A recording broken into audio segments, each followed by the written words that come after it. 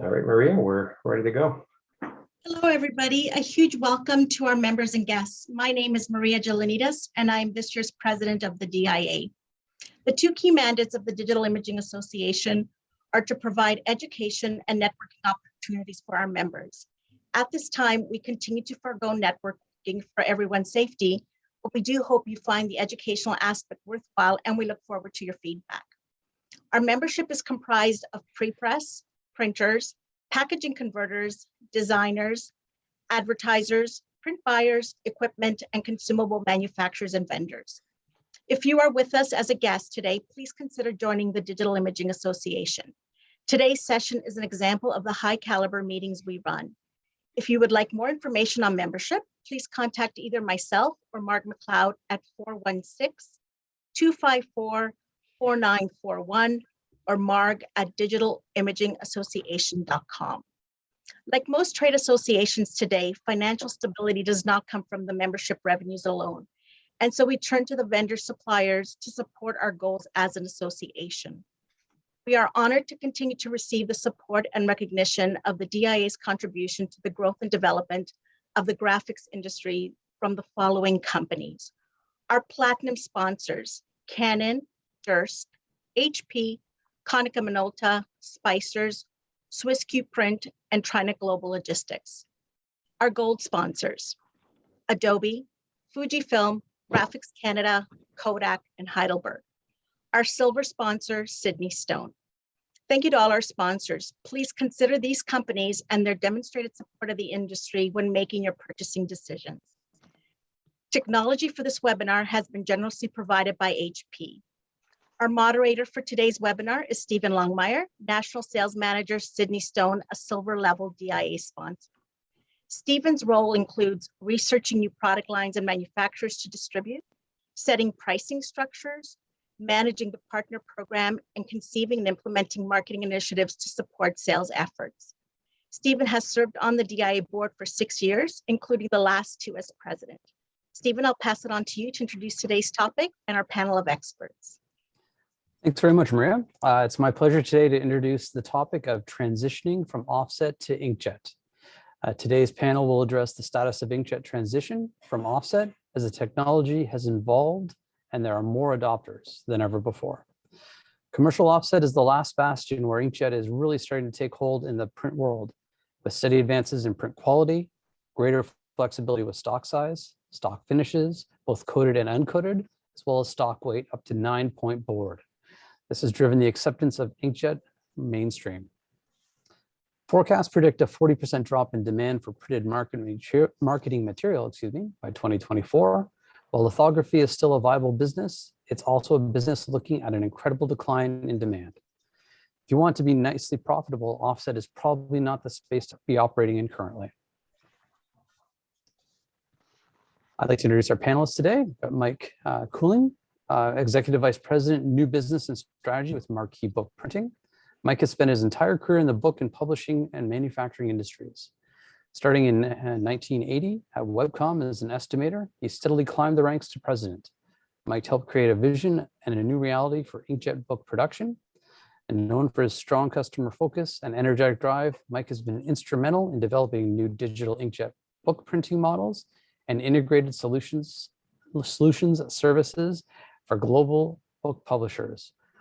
Mike is actively involved with many publishing industry advocacy and leadership groups and has served on the BMI board as a president for 14 years.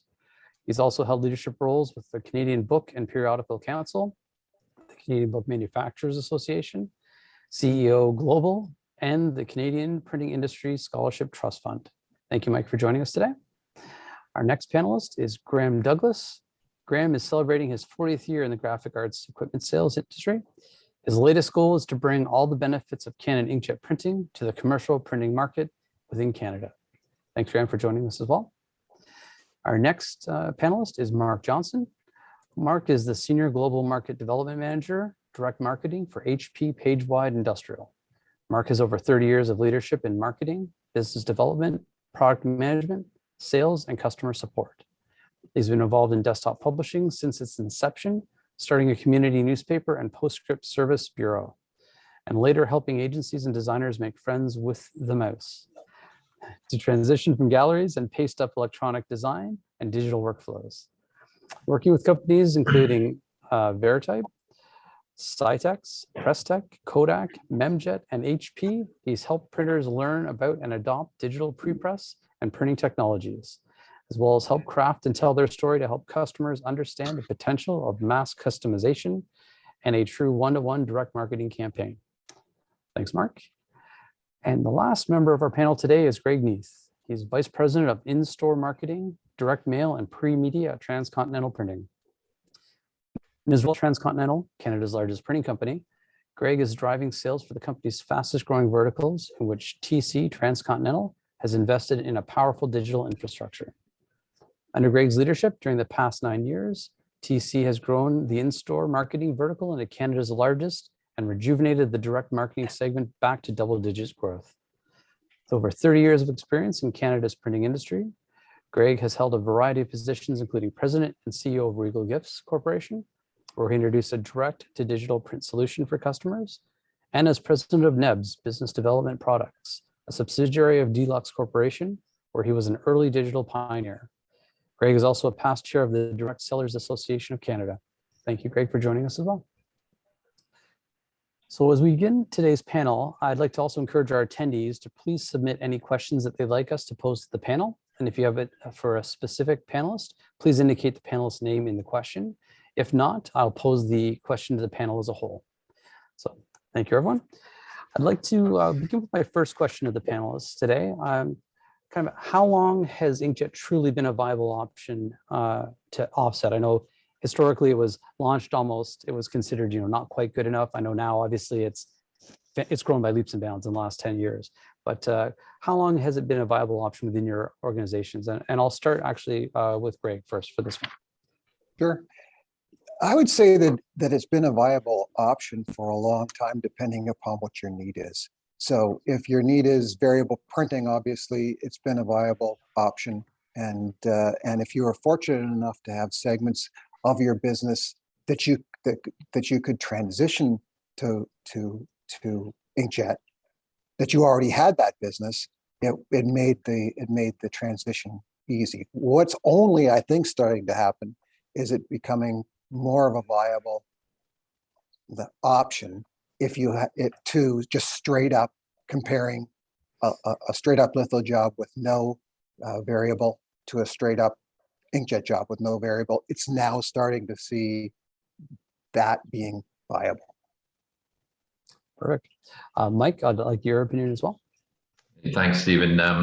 My perspective, and just so everybody knows, is mainly from books and publications. Multi-page documents is where my experience is, and with Marquee, we employ a wide range of technologies, including the HP technologies, some OSE Canon, Xerox, and Fuji inkjet technologies. So looking back 20 plus years at Webcom, when I ran Webcom, we were manufacturing books digitally at using some OSE technology that really weren't cost effective. And as Greg said, different markets pick up digital and inkjet technology at different rates. But in our business, digital books were there as a short run, quick turnaround, but they weren't a viable option until really, I'm not sure if they were a viable option when we made our investments in 2010. So we were on the bleeding edge of those investments 12, 13 years ago. And there were some tough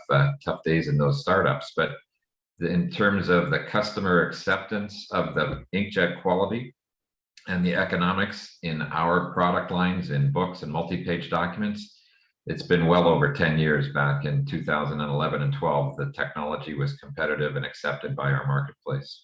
So it's today's new news for us. That's fantastic. I'd also like to pose to kind of the manufacturer segment as well. I'll start with Mark, kind of to see your opinion as well. Oh, sorry, I'm just on mute. Fix that. What Greg said resonates really, really well, because it did depend. There were a lot of asterisks involved when inkjet came on board. I remember in the early days when 240 DPI and good enough color, business color, weird phrases like that came out. And you know what? It was for transaction work. It was for spraying envelopes. And then the applications grew, right? And you started seeing business forms, you started seeing books. You know, when you look at books today, there's a huge percentage of books printed with inkjet today, and nobody knows. And I have so many printers around the world that, you know what, the print buyer, it's either inkjet or offset. They don't care. And we're starting to see that kind of transition, that tipping point happen in the direct marketing space, where, you know, you got some of the largest mailers in the US and in Europe who are printing. Nobody cares what it's printed on. It's how fast can I get it done? What variability can I put on it? Does it meet my time to market? And oh, by the way, can I find paper to put in it? Importantly, can I find an operator? So we're at that point now. Is inkjet the same as offset? Oh God, no. You're going to have coffee table books. You're going to have very high-end, you know, embellished stuff. There's always a place for offset. In our industry, there's always a place for lots of technologies to play different roles. But we're at that tipping point now where inkjet, offset, if the numbers make sense, you're going to find customers are going to be happy to pay for it. Yeah, gone are sort of the days with the lithographic generated form and then the inkjet just hitting certain areas for a variability or a personalization touch. It's now, yeah, start to finish through. Graham, I'd like to also ask your input too, in terms of what you saw. I agree with a lot of what Mark and Mike and Greg said as well. Really, 2008 was when Canon and OSE was their name back then, started in the industry, and it was a transactional product. Again, 240, 300 DPI. Then we got to 600 DPI eventually, and we kind of stayed in that resolution range. Because of that resolution, it limited it from some of the higher end offset, competing with the higher end or the again the coffee table book type of applications. But recently, and I know HP has also been involved in that, they've come up with some coatings, pre-coatings, primers in the inks or before the inks are applied, and that has allowed us to up the quality to really what can technically exceed offset. And we can also print on glossy stocks now, which is something 3 or 4 years ago was difficult to do. So we've expanded the stock range. So I think, I mean, I'm not going to say it's a death knell for offset, but definitely in the lower run and under 5,000 books. If you want to talk to Mike's book publishing business, we find there's a crossover point that under 5,000, which a lot of the short run books are getting there. We're definitely competing with them for quality, equal, and for price better. So that's where Canon is at with their inkjet right now. That's a great point too, Graham, about the pre-treating of the sheet now with the software capable of only pre-treating the areas where the ink is going to be hitting rather than flood coat the entire sheet. You're saving so much on that now, which is a tremendous advantage too. The two schools of thought on that being that the high-speed webs, you know, flood coating it made it a lot easier, that you didn't have to pick the spot going by at 500 feet per minute, but they've got that worked out too. Yeah, which is great. Mike, I kind of talked to you, you mentioned the bleeding edge. What were some of the deciding factors for you being a book printer for transitioning some of your manufacturing into the inkjet segment, as you mentioned in the bleeding edge, kind of in the beginning? Yeah, I'm not sure. Some of your DI members may find themselves in similar spot right now. So I worked with webcom for almost 30 years by 2010.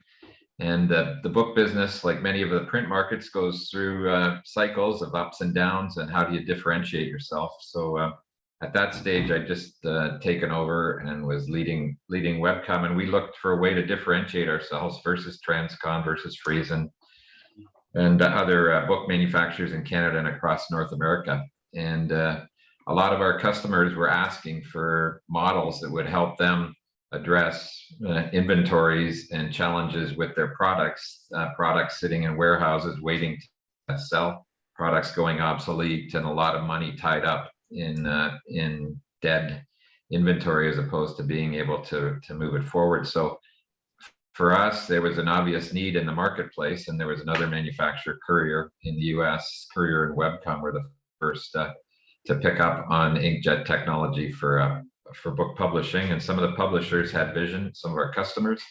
So there was a natural confluence of what we were trying to do and what our customers said we wanted to do. But what drove us there was the need to be different and not just compete on price, with large book manufacturers. We had a couple hundred people in Toronto at that time, so we weren't small, but relative, it was a way to provide our customers with a new solution, and for us to be differentiated versus our competitors. Perfect. Greg, I'd like to maybe ask that of you as well. Kind of what was some of the deciding factors that went into the decision of transitioning offset into Inkjet? I think the biggest thing was that we had the right type of product that made sense to move to Inkjet, and that may be something that not all printers have. Although with the change in what we talked about, earlier, with it becoming a viable option. But back when we started to move to it, we installed the Big Web, a digital press in 2013, 2014, and it gave us a real competitive advantage. But it took a while to really, the market was in a different place back then than it is now. I think if you have a niche, if you have old equipment and you're making decisions around keeping that old equipment going, and an aging workforce as well too, where it's certainly easier to train folks to run the digital equipment than it is to train a whole new generation, even to find folks to run the big old pieces of iron. Good point. Graham, I'd like to talk to you, put the question to you in terms of helping your customers transition work from obviously a sales position from a vendor, from offset to Inkjet. How have you kind of gone through that sales journey with your customers? Well, maybe the best way to look at that is, what do they ask of me when I'm talking to them? And that really is, it's kind of comes out to short run, especially again, if we're going to go down the book road, the short run books has been a real, we've had to do studies with our customers to see where they can make money in that crossover point of how many books before we decide to go back to offset. And that, combined with variable data, those seems to be the issues that lean them towards Inkjet and the abilities of Inkjet, because unfortunately with toner, the cost per copy is too high. Inkjet can get you the copy prices down near offset, although not on a long run. I think there's a general feeling like, I almost go back to the PostScript days when we had a conversation like this about PostScript. What's PostScript going to do for the printing industry? And we all had get-togethers, if we're all old enough to remember those, the old Redstone rips and all that kind of stuff. And that happened. The exact same conversations happen. What's PostScript going to do? What happens to my old typesetters and all that kind of thing? And we're going through the same thing now. But I think, again, it's inevitable, because I think, again, much like a Tesla versus an internal combustion engine, Inkjet has a lot of better things going for it. It's more economical to run. It's more ecologically safe. So I think it is inevitable. There'll still be a place for offset, but the bottom half of the market in terms of volume is going to be crowded out by Inkjet. I can guarantee it. It's already happening. Mark, I'd like maybe your opinion as well as kind of the consultative journey with customers. That's a great point. I was going to go reach for my Adobe Redbook. That was memory. Thank you so much.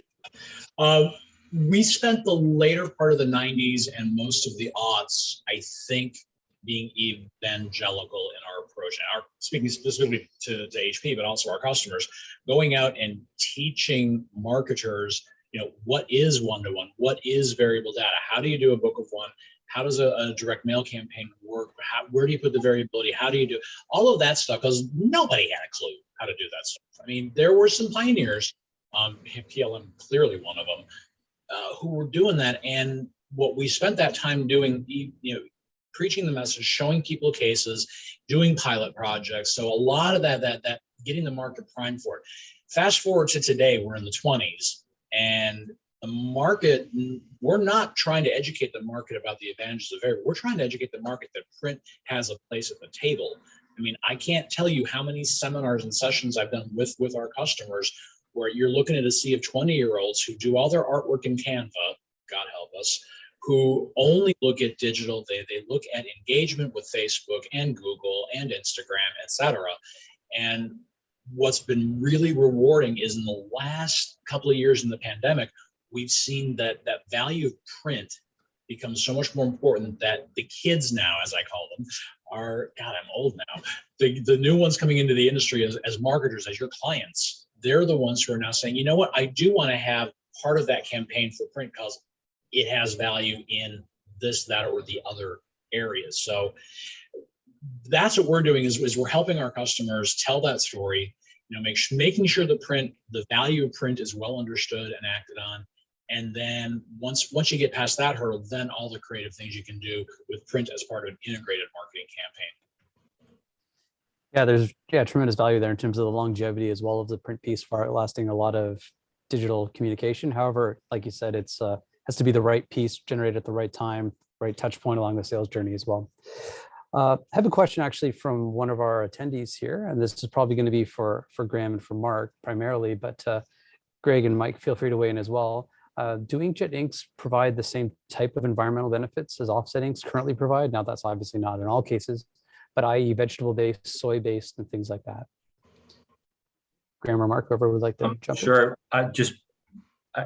Our inks have no WMIS, no safety data with them. They are, between 90 and 97% water. I'm not sure what they're based on. It's all very secret, but they are definitely easy to de-ink. They're allowed into recycling facilities, unlike toner. And our color grip has a small, that's our primer. It has a small warning on it, but all the inks have absolutely no warning. So they are eco-friendly, definitely. Yeah, when you talk about inkjet, the environmental benefits of inkjet, you look at the VOCs, at the recyclability, all of that stuff. Inkjet, it inherently is cleaner. I mean, we're all talking about water-based inks, not the UV inks, of course, but the water-based inks. Super environmentally friendly. But look beyond just the ink itself, right? Look at the entire process.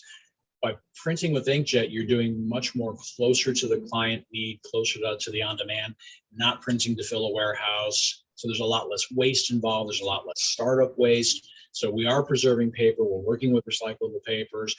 Our customers, by and large, are using renewable energy. We as companies, I know Canon and HP both are very big on our, eating our own dog food, if you will. So, we've got my whole facility in San Diego, the whole roof is a solar panel, and we're using wind energy, and we're replanting trees in the forest.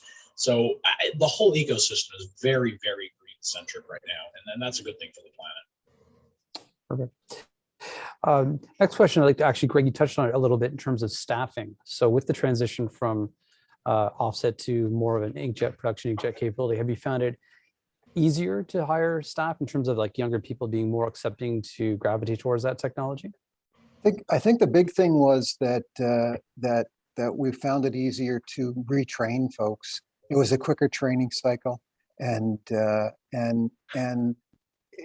it's a cleaner job. It's a little less taxing of a job in some cases, although we have a lot of large format and some of the moving around of those large format sheets can be a little bit taxing. But I think the big thing was that you could identify, in our model, because we used a lot of temps, you could identify really good folks who were coming into the building from a temp standpoint, who had aptitudes, who were just starting out, didn't maybe have a great background that would, but they could make a career out of this. They could work their way through. We'd take them off a kitting line, train them on how to run an inkjet press or one of our digital cutters or something, that have a similar type of, moving people back and forth between a digital cutter and an inkjet press has a lot of similarities as to how to operate the equipment. So I just think that it's getting hard again because, the whole resource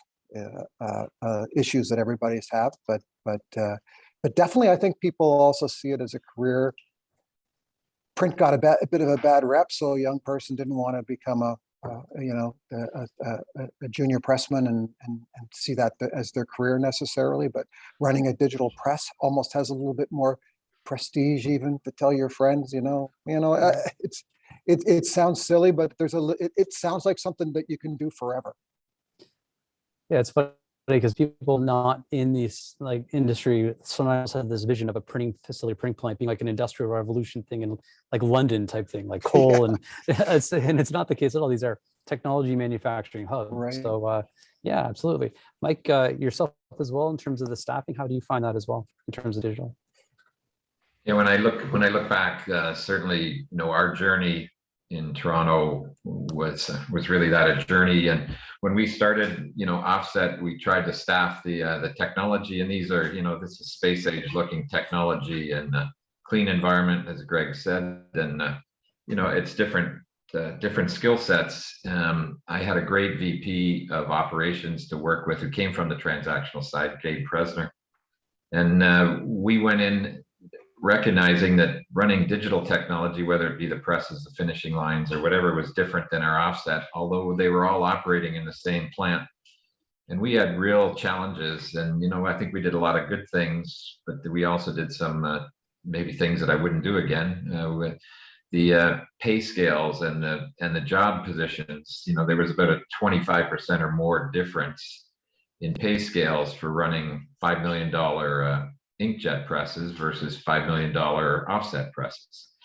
And it was hard to get the offset staff to move over. And in retrospect, it's a good thing in many cases that offset people with long-term habits and expectations of what happens in an offset environment don't take those expectations for waste and make ready and downtime to an inkjet environment. I know Gabe said there was two speeds on our inkjet presses, the web-fed presses, stopped and full out.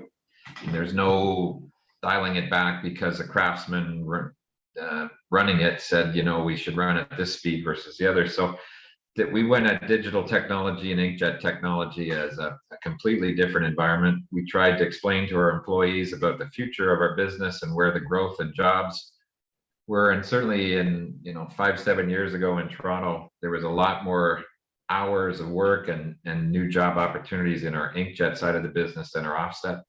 In our book manufacturing now, the offset demand is high. The inkjet demand is high for staffing.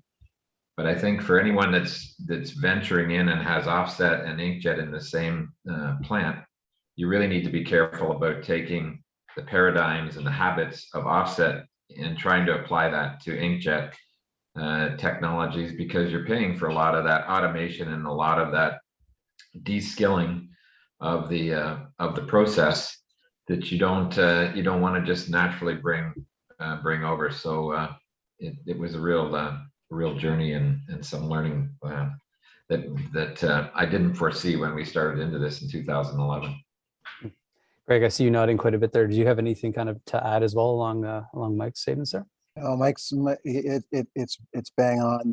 You talk about all of our companies, the aging workforce of the folks running those, that probably the average age of across a lot of plants and a lot of equipment at Transcontinental, would be in the mid to late 50s, right? And you're not, those people, we just recently, in the last little while, had relocated some web presses from here, and the folks from those shifts, they transitioned over to some sheet fed presses that were still litho, but you're better off with a different skill, not even skill set, different mindset to run the digital than to run than the litho people have.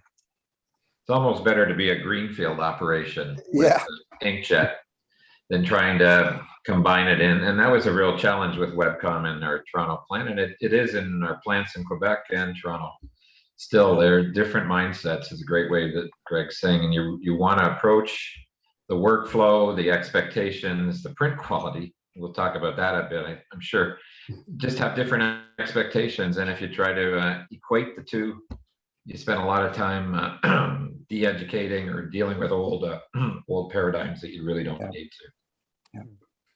Perfect. Actually, Mike, you touched on workflow, so I'm actually going to start with Mark. But in terms of working with your customers, in terms of their workflow solutions for an inkjet, when transitioning, do you find it that in most cases you are able to work within their existing workflow, or is it almost easier to almost break down and map out a whole new workflow process? There's never a better time to reevaluate how you get stuff done than when you're completely doing a brain, heart, and lung transplant right within your press. Now, most shops are not taking offset out and replacing it with digital. They have the two running in parallel tracks. So yeah, there's inherently a different workflow in running CTP versus variable one-to-one. But that being said, when you look at these high-speed digital inkjet presses, openness is the key thing, right? Being able to work with whatever file format comes in the way that it's generated today, putting the color controls on it, participating in with the ICC profiling, all of that stuff. I think all of the inkjet presses today can plug and play into whatever exists. Now, the interesting part is once you get that in there, how do you optimize? Because now, we want to make sure that we're getting our SLAs, we're getting our time to market faster, we're being able to transition from books of many to books of one. And that does require some new thinking and some new tools. And we certainly work with all the different front-end partners out there to come up with some, to be frankly honest, wacky things that can produce some unique concepts. I was looking at a direct mail printer in Chicago who their client, the new people coming into their marketing department wanted to look at talking to their customers in a whole different way and integrating that print campaign into their direct marketing campaigns, which had to tie into their television ads, which also had to tie into podcasts. There's so many different touch points that everything had to be coordinated, and you couldn't be off by a day. And with our postal service, that doesn't always work well, but the printer was able to overcome some of the timing hurdles, just being able to flood the digital, the print, all at the same time and in the right sequence. So they built, and they did that, by the way, somewhat of a home brew. They built that themselves. Graham, with yourself in terms of workflow, how have you been? Workflow is like trying to tell a Republican to become a Democrat. It's kind of hard to get them to change their mind. It's always the toughest sell in the cycle when looking at it from a sales point of view, because everybody gets pretty comfortable with their workflow.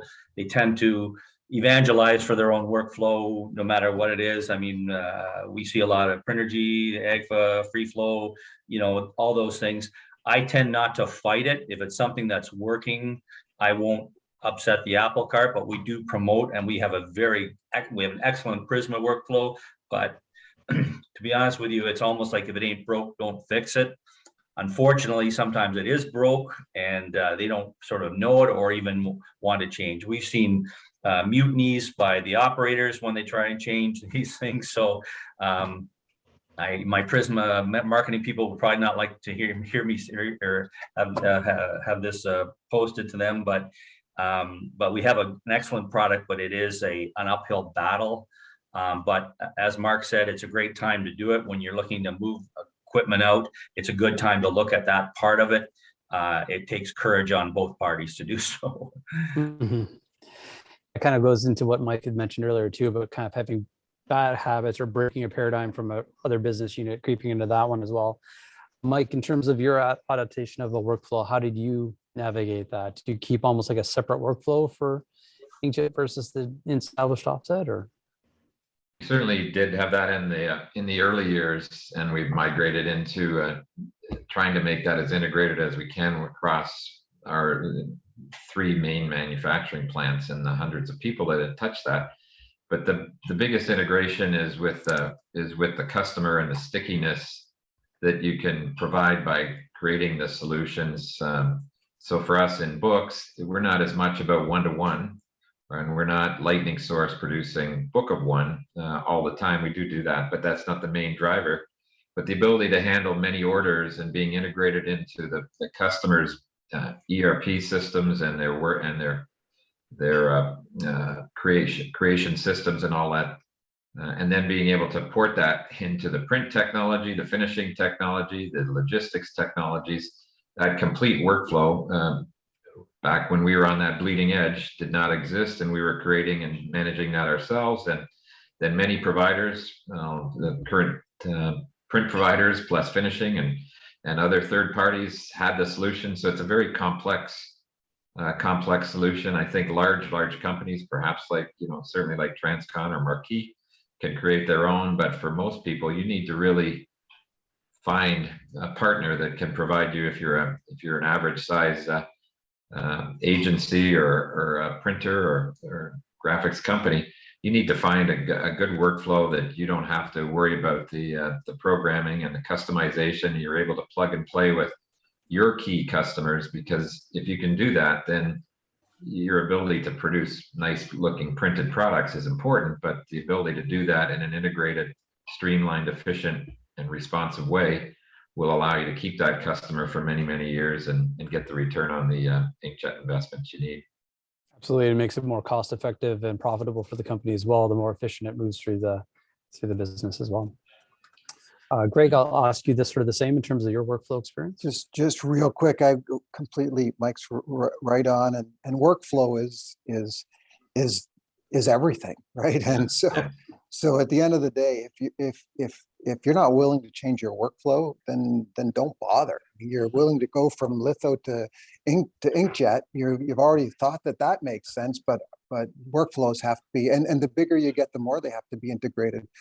The thing that's always shocks me is we do significant amounts of work with really big clients like Loblaws or Shoppers or Canadian Tire or someone like that, and for every really large job, for every one of those that make up the bulk of your revenues with them, there's dozens of little jobs that are painful, right?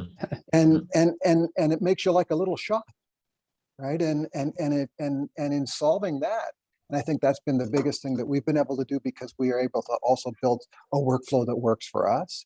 But in solving that, and if you can't take that business, then you almost can't get the big orders, because they want to bundle it all up, give you a contract, and say, here, manage it. So if you're not willing to look at your workflow, boy, you're missing the boat, because no matter how big you are, you've got to. All right. I'll pose another question from one of our attendees today. It said, I believe you'd said the cost is comparable to offset for short runs. I believe maybe Graham had said that earlier. How does it compare to laser was the question. Laser, like as in toner? I guess that's what they're talking about in terms of fusion of the toner. I would imagine that's what the question is based on. Sure. Well, there are a few issues with toner, and essentially speed is the first one of getting the product out, and the volume that we can run on inkjet would be upwards of 300 pages per minute in a copier style of environment. The toner just can't move that fast. The other issue with toner is the variations, color to color. It's somewhat difficult with the coronas, the drum. Everything is a variable there. So really, toner is almost not even digital in a true sense, whereas inkjet is truly digital. It's a fixed number of dots hits the page every time. So there's that aspect to it, and then you've got the cost of toner, the environmental impact of toner. Basically, toner is made out of ABS plastic, so it's not good for the environment. And saying that, we do sell toner products, and they are great products, but we have to face the fact that inkjet is more eco-friendly. And I think just generally the reliability of the products, because of all those moving parts in a toner device. We don't have that in inkjet. Our uptimes, we're seeing 90-95% uptime, so 22 hours a day that machine's ready for you to run. Most of the toner devices competitively to us are in the 50 to 60% uptime. So generally you can replace multiple toner machines with one inkjet and get more product out the door and better looking product. Yeah, and physical format too, because the electrostatic fusion unit cannot be made, and the width, the energy it would take to do like a B2 sheet is correct. Too much of a draw as well. Correct. Yeah. Sorry, Mark. Feel free. I was violent agreement, and when you start getting into the 40-inch wide presses, we're talking something that can print at 1,000 feet a minute. That's 4,000-ish, double-sided sheets. You're approaching, a speed that you're replacing a fleet of toner-based devices, and then on a cost level, there's your productivity. So that's a huge part of it. And then on the cost profile, inkjet ink, and this is the dirty little secret that we may or may not talk about later. these are consumption-based models that you pay for ink as you use it, not clicks per page as you print. That can alter the equation, but if you're looking at medium to low coverage, you're talking significantly lower cost to put ink on paper versus any of the toner technologies that you would do. So Inkjet's got lots of advantages, both cost and productivity. Fantastic. Actually, I think you actually mentioned a little bit of ROI, Mark. I'd like to ask Mike, when you did adopt the Inkjet, how was the ROI in the beginning? Was it better, worse, or kind of how you budgeted for it and the expected? I'm sure there was a bit of an uptick in that as it went along. So. Yeah, again, so when we started, nothing was as expected and ran through back in 2011, 12 and that, but the cost, the ROI that you get out of Inkjet, if you're applying it where there's a market need, the customization, the one-to-one, the ultra short runs or the speed, it does allow you to charge for that. I mean, all of us are in business to, we have real costs that we have to recover, and the marketplace drives the pricing as we all know, but over a period of time, the market price has to drive pricing that at least allows you to continue to invest and grow. So our experience was at the start, there was a lot of extra costs. The performance levels were really much lower than what we had anticipated. We had to battle and figure out a lot of things on our own. But as over certainly the last 5-7 years, so that may be up to like 2015, the last 5 to 7 years, the technology is high performing. You do have to make ongoing investments at the levels that we're in and in upgrades to keep yourself competitive. But as Greg said, I think early on, the accountants want to amortize this over 5-7 years. And the truth is these presses, we've got the same press that we installed in December 2010 is a workhorse for us in Toronto, a page-wide 30-inch high-speed web press. And I expect it's going to be here long after I'm gone and running through. So it's like a lot of the iron that's in our business right now. It has a long lifespan and can really produce ongoing positive cash flow for a business that finds the marketplace and the right fit for it. And Greg, do you have anything in terms of your ROI calculations? Or? Just to completely agree with Mike. The only thing that I would add, or what I would add, would be ROI. If you're trying to build your ROI on new business that you're going to find and bring in and grow, and you don't know what that is, and you don't know where that's coming from, like you really have to build it upon what you have and what you know, and then the rest will there's a chance the rest will follow. Never as fast as you think it's going to if you build your model based upon that. But it almost goes back to one of the very first things is, do you have the business, something that makes sense to transition? Do you have a niche market that this would fit for? But I would say then with that, because we were fortunate to be large and have lots of those niches, I would say our ROI, we've probably got 20 various devices in a few different locations here in Ontario, and it would easily be, we keep investing, let's say. Yeah. It's fantastic. I'm actually going to sort of sandwich two of our attendees' questions together here. So I have one, this will be more so for Mark and Graham in terms of sort of a minimum sort of entry-level investment. And I have another question as well posed. Are there systems available for small towns, smaller print shops? So kind of I bridge those two together in terms of like more of an entry-level investment. I can start with Graham. We don't have have put you on the spot, Graham. Yeah, I know. We don't have one. I mean, the entry level, we do not make a slower machine, and unfortunately, when you start building these things, turning down the speed doesn't lower the cost. It's going to be $1 million. It's a $1 million investment to start, but it's going to produce 10 million pages a month. And it's going to produce 22 hours a day. So there is sort of a barrier to entry. There's no doubt about it. We say about 800,000 pages, colored pages a month is kind of where you want to start. I'm talking about letter size pages, one side. Below that, it has to be for a reason other than money that you need it, convenience, whatever that happens to be. But I'm hoping one day they come up with an entry-level machine, but the overhead of building these machines is so expensive that I can't see it happening for a while. Correct. Yeah. I've worked in my career, not with HP, but with some other folks, trying to help them build entry-level presses, and Graham's spot on. There's a threshold you have to hit, and it usually gets into the unfortunately seven figure to get that kind of a product. It gives you the quality that you need, the speed you need. I've got a customer in Michigan who it didn't make sense on paper. Their volumes weren't enough. Nothing clicked that like you need to buy Inkjet tomorrow and you'll have an ROI and pay back in 2 years. It didn't make sense except for one thing.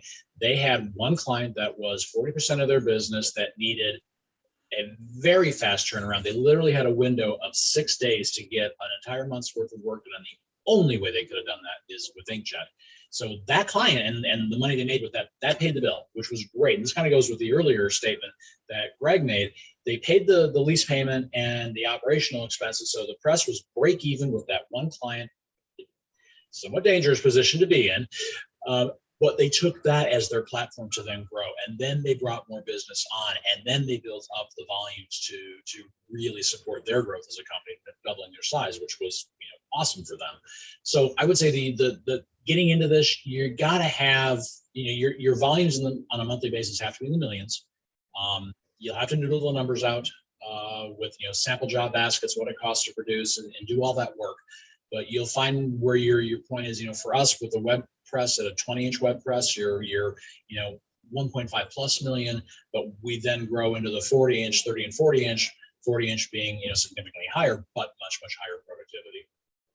Yeah, and I guess too, factoring in the costs of the plate being saved, the energy consumption of a CTP device, obviously fountain solutions, all these different types of things, blankets, consumables like that as well. Yep. Fantastic. I'm going to pivot a little bit in terms of one of the questions. I wanted to kind of talk to Greg. I'm going to start with you in terms of your finishing lines. Did you feel that when the Inkjet production was moved from offset over, did it impact your finishing capabilities or volumes as well? Yeah, there's no doubt though. I think there's two things. One is that there's a change in the type of business that we saw overall in the industry, but there became needs for not only more capacity, but it was peaks and valleys, and so staffing for it was almost as much of a problem as the capacity of the finishing lines themselves, and then the requests for the types of finishing that it wouldn't necessarily have invested in and just have seen there. So you ended up doing more outsourcing for a large company than you would expect to be doing, and I'm sure that we're not alone with that. But definitely finishing and cutting, like we do a lot of direct mail and a lot of digital that goes to die cutters, right? And in fact, I would say almost as much of it that goes through mail finishing, and that's another area of backlog and where we had to design a lot of dies and a lot of ways of finishing for the output off of a 13, 19-inch sheet. And then for a lot of products, we'd have to have a die for a 13, 19 sheet for one run. For the exact same product, we'd have the die for the 40-inch sheet off of a litho press, because it just needed that flexibility, and every day it would change. Yeah. And the challenge of that too, with outsourcing that finishing application, you're now beholden to their timetable. You no longer control it implicitly. Yeah. Mike, in terms of your finishing experience with it? Yeah, in the early days, the technology providers, and forgive me, Mark, but HP was anxious to sell us the print technologies, and now it's where their expertise lay. And you go to Drupa, figure out finishing, and work with finishing people and bring it back together. Certainly over the last 5, 7, 8 years, the technology providers realize that it's no good to have, in our case, printed pages of a book that you can't bind very efficiently. So the finishing, when you look into this, and it's very unique, we don't do die cutting of book pages the way that Greg does for direct mail. So it's a different finishing technology. We need different finishing technologies for our saddle stitched publications, our hardcover case-bound publications, our softcover publications and books. So the finishing, so it goes back to you need the technology side. You need to be able to solve the print and the finishing and the process. We need the workflow. So you need to look at the whole thing, and it's probably going to be 180 degrees different than your solutions that you use for offset.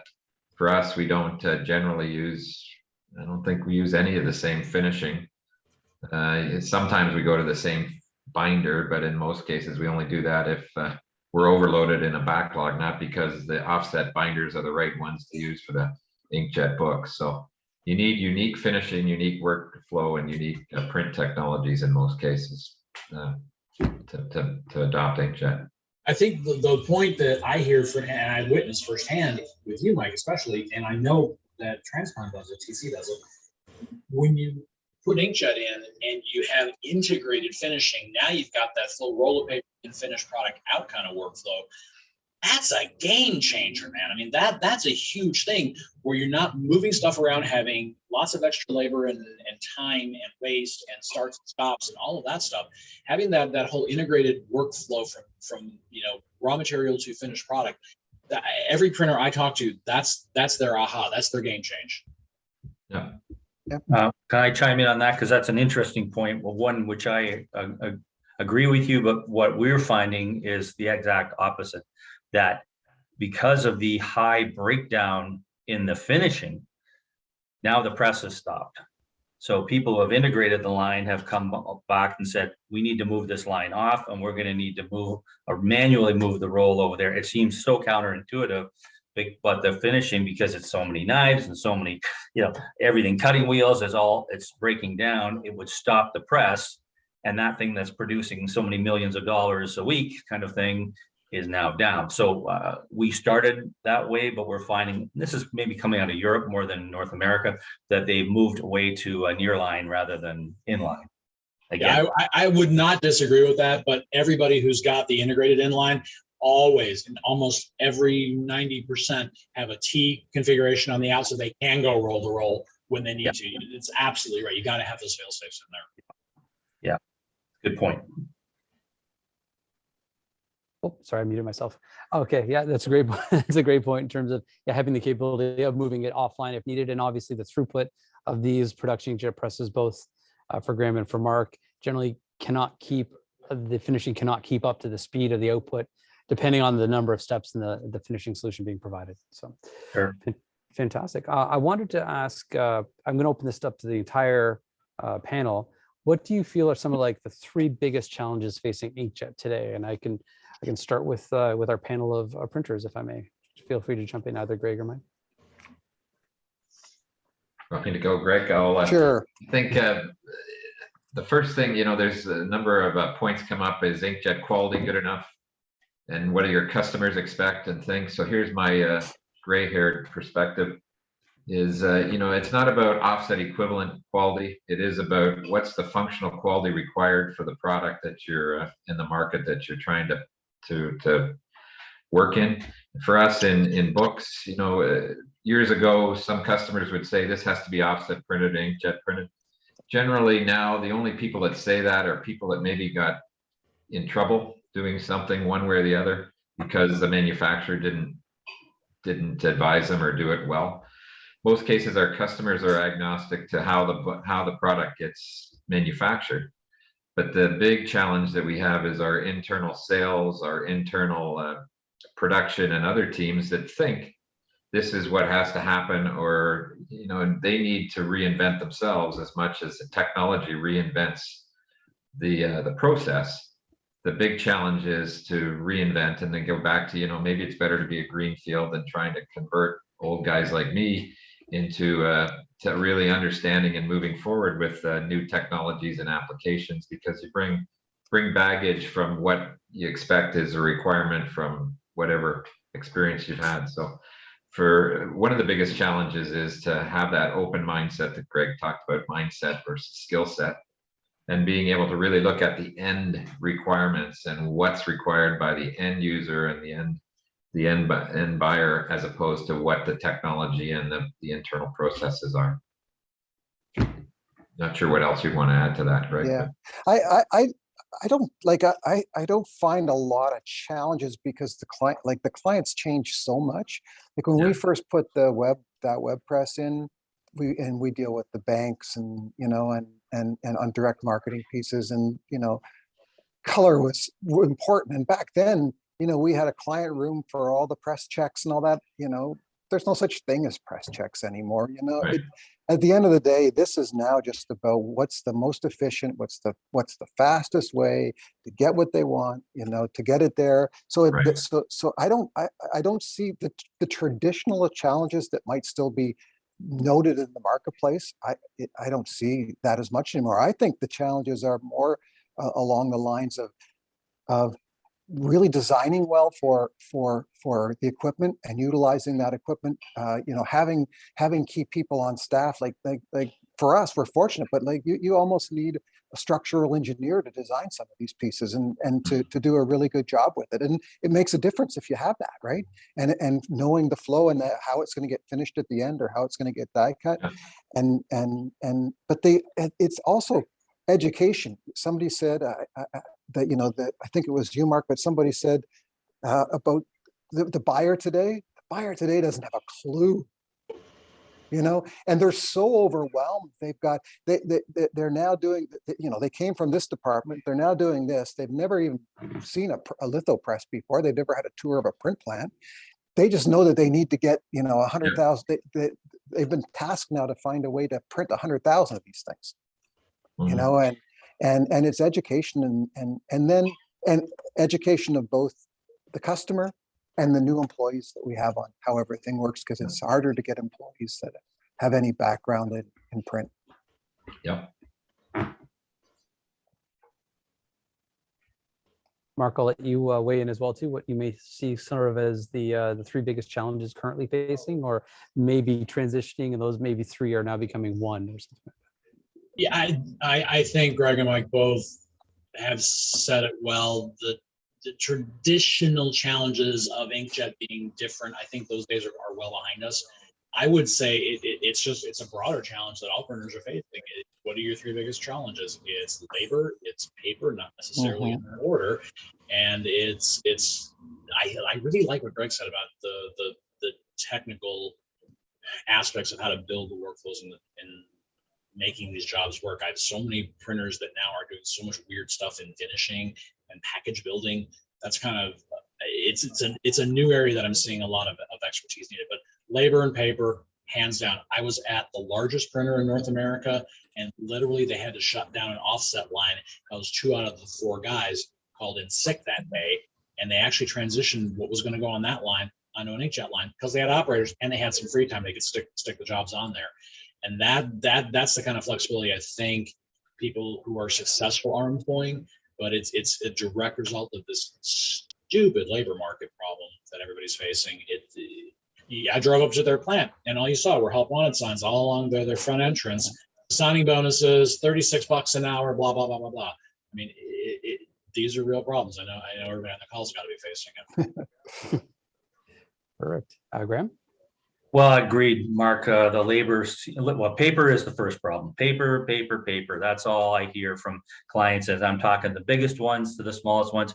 Nobody can get paper. They're cutting down from rolls, and they're all coming through crooked, and our service guys have to visit to figure out why nothing's going through the press, but everything's a trapezoid or a parallelogram rather than a rectangle. So that's, the biggest complaint I hear from them, and then followed closely behind is staffing. And I'll say in Canada, vendor support is starting to diminish some of our competitors, and I'm not slagging anybody here, and it's just the way it is. They've cut back, and sometimes parts coming across the border, and I'm going to toot Canada's horn. We're trying to keep that in Canada. It's difficult, it's expensive, but I think it needs to be done. So I think that labor costs, pardon me, what you were saying, the cost for getting someone, even general laborers, is tough.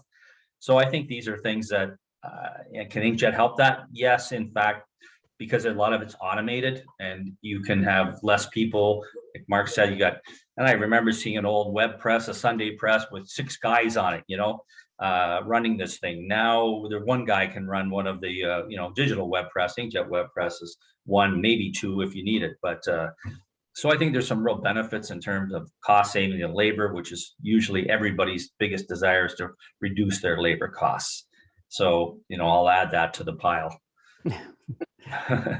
Exactly. Yeah. Reducing labor costs, reducing physical touch points along the process. Yeah. Increase efficiency. And reduce errors too with that as well. Yeah. Absolutely.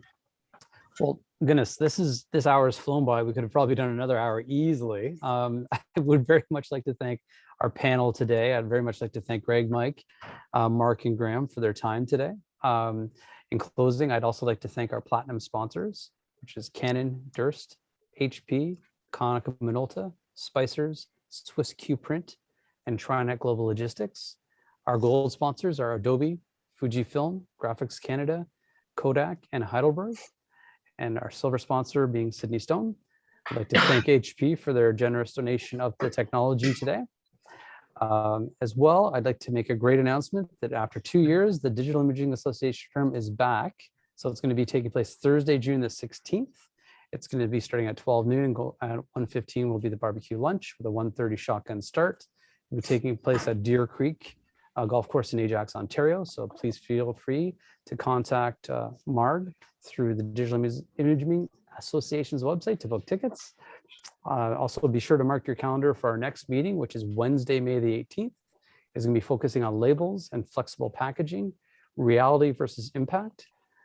And I'd like to thank everyone for joining us today, and in appreciation to our panel's generous contribution of their time and vast knowledge for today's presentation, we're going to be making a donation on their behalf to the Don Gain Canadian Print Scholarship Fund. So thank you, everyone. Thank you, Greg, Mike, Mark, and Graham. Okay. Thank you. Thank you Thanks, very Stephen. much.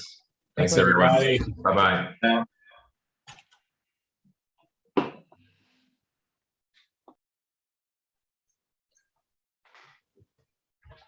Figure out how to get my face back on here. You're on here. You're on. Oh, I know. I just can't see my face.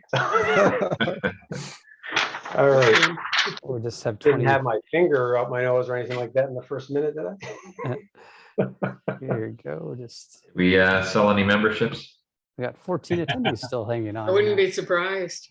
Let me Yeah. stick her down.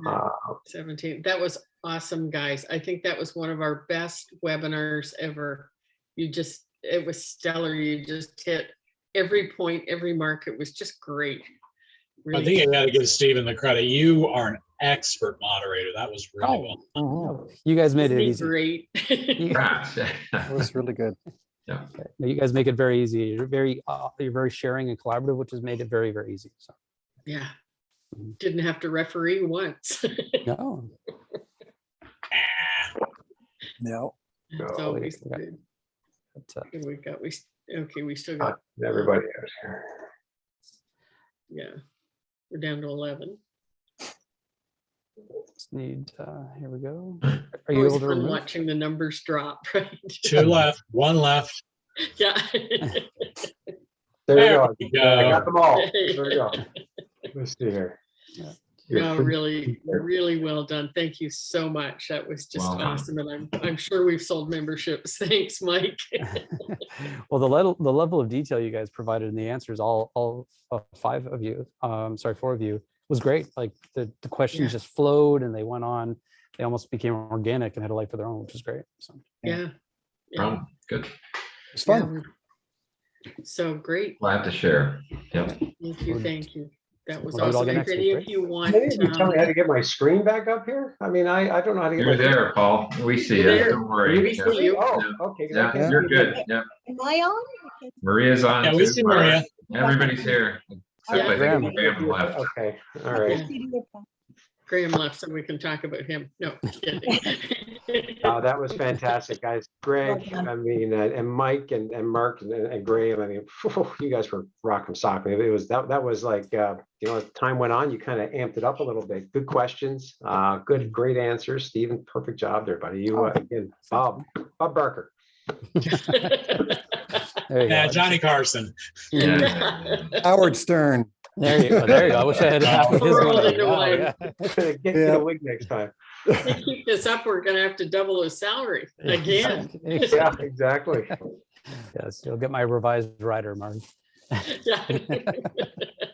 Have your people talk to my people. Exactly. Yeah. Fantastic.